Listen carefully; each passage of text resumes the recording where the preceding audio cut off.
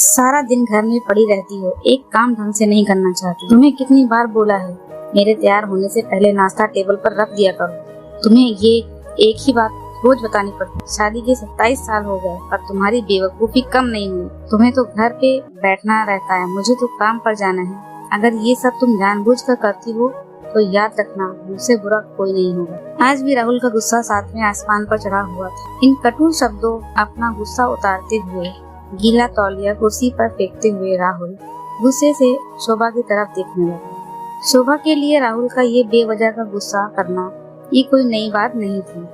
वह महीने में 3-4 बार शोभा पर बेवजह बरस पड़ता था।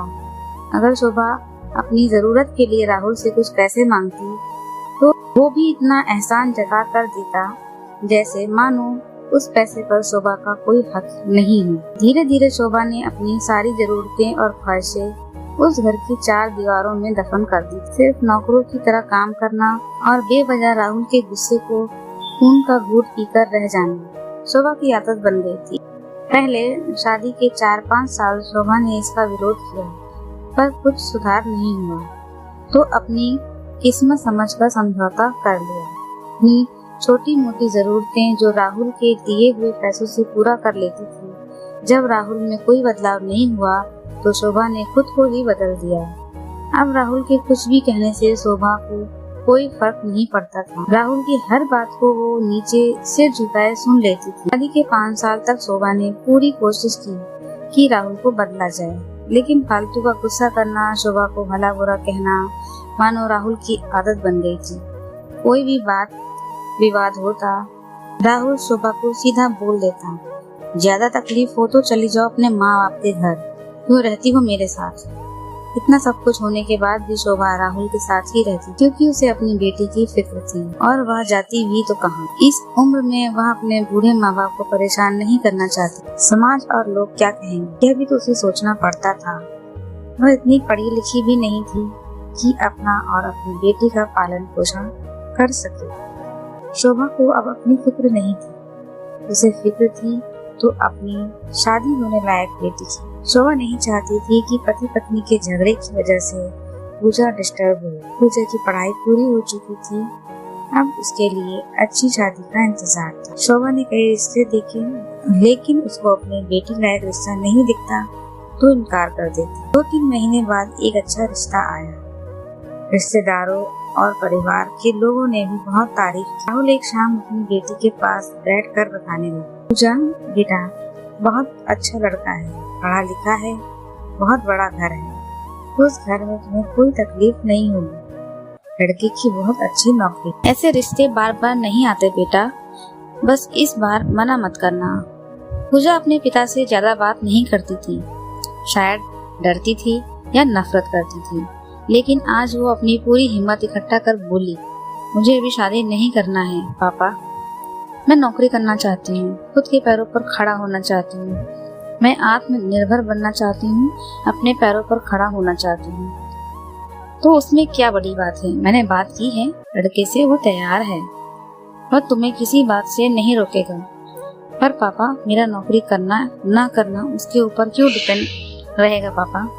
पूजा ने पूछा। मैं कह रहा हूँ ना, वहाँ तुम्हें किसी भी चीज की कोई कमी नहीं होगी। ऐसे रिश्ते बार बार नहीं आते। मत ठुकरा बेटा, बहुत खुश रहोगी तुम वहाँ।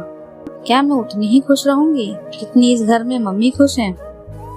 पूजा ने तंज कसते हुए कहा। आज तुम्हारी जुबान कुछ ज्यादा नहीं चल रही? राहुल गुस्से से आंखें बड़ी करते हुए बोला। पर पापा मुझे शादी ही नहीं करनी है। शादी के बाद अगर वो लड़का आपके जैसे निकला तो मैं क्या करूँगी? मुझे आपके जैसा लड़का नहीं चाहिए जो बिना बात के मुझ पर चिल्लाए। मुझे कुछ भी अपने पसंद का लेना हो तो 10 बार सोचना पड़े, कहीं वो नाराज ना हो जाए। मेरी तबीयत कैसी भी हो उसे फर्क ना पड़े, रोटी थोड़ी मोटी हो जाए तो वह घर सिर पर उठा ले, उसकी चेकबुक ना मिले तो वह मुझे गंवार बोले, उसका दोष भी मेरे सिर मर दे, हर छोटी मोटी बात में मायके जाने के लिए कहे। मैं इस घर के लिए पराई हूँ। अगर मेरा जीवन साथी भी आपके जैसे बात बात में मायके जाने को कहे तो बताइए मेरा अपना घर कौन सा है जिसे वो अपना घर कहे? राहुल का गुस्सा 7वें आसमान पर था पर उसके मुंह से एक शब्द भी नहीं फूटे। वह बस पूजा की बात सुन रहा था। पूजा उतना ही बोलकर चुप नहीं हुई। आज पहली बार वह अपने पापा के सामने इतना कुछ कहने की हिम्मत जुटा पाई थी। पापा, आपने हमेशा मम्मी के साथ गलत व्यवहार किया है। आप हमेशा अपने ऑफिस का गुस्सा माँ पर उतार देते हैं। कभी इस बात की परवाह नहीं करते कि उन्हें कैसा लगता होगा।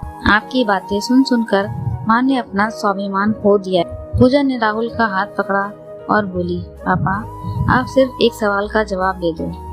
क्या आप चाहेंगे कि मेरा जीवन साथी ऐसा हो? अगर हाँ, तो मैं शादी के लिए तैयार हूँ। कर दीजिए मेरा रिश्ता आज ही, और ना है तो बनने दीजिए मुझे आत्मनिर्भर। राहुल कुछ भी न बोल पाया, चला गया। आज उसे शोभा के सामने जाने में शर्म आ रही थी। वह शोभा के साथ किए गए व्यवहार पर पछता रहा था।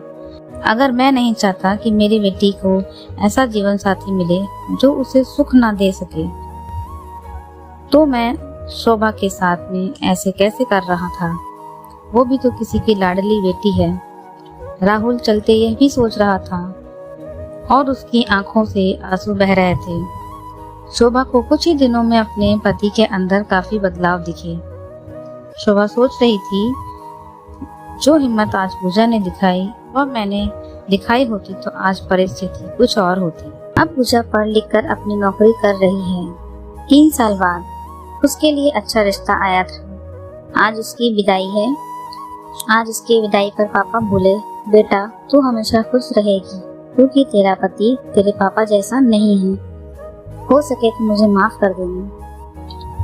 पूजा और शोभा को राहुल की आवाज सुनकर दोनों की आंखों से आंसू बह निकले। आज भी समाज में मेरे और आप जैसे लोग हैं। गलत बात पर राय रखना या अपनी मन की बात कहना औरतों का भी अधिकार होना चाहिए। आज सभी माँ बाप से निवेदन है कि बेटी को आत्मनिर्भर बनने देना चाहिए, क्योंकि जरूरी नहीं परिस्थिति हमेशा एक जैसी हो। कभी किसी स्थिति में अगर उसको अपने लिए कुछ करना हो तो वापस माँ बाप का दरवाजा न खटखटाना पड़े। यह भी जरूरी नहीं कि उसके लिए आपने जिसको चुना है वो सही ही हो। जिस लड़की को अपने माँ बाप की परवाह है, या तो वह उस घर में घुटते घुटते रह जाएगी या नहीं सह पाएगी तो जान दे देगी। हत्यारा बनने से बदलाव कहीं ज्यादा अच्छा है। दोस्तों, उम्मीद करती हूँ आपको हमारी कहानी पसंद आई होगी। कहानी पसंद आई है तो वीडियो को लाइक करें। चैनल पर नए हैं तो चैनल को सब्सक्राइब करें और हाँ, नोटिफिकेशन बेल को जरूर दबाएं ताकि अगली अपडेट सबसे पहले आपको मिले। Thank you.